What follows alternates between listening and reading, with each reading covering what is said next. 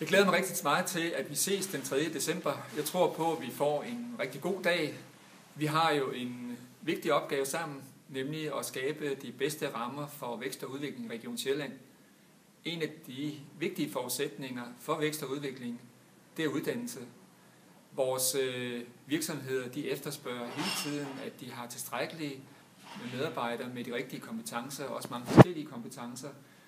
Og i den sammenhæng, der vil jeg godt bede jer om allerede inden vi mødes den 3. december at gøre nogle overvejelser.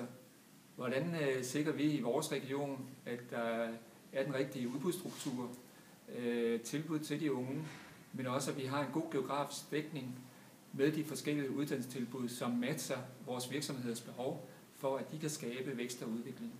Og der skal vi også samtidig se på, hvordan vi også sikrer, at der er en tilstrækkelig faglig bæredygtighed i de uddannelsestilbud, vi har, når det drejer sig om videregående uddannelse.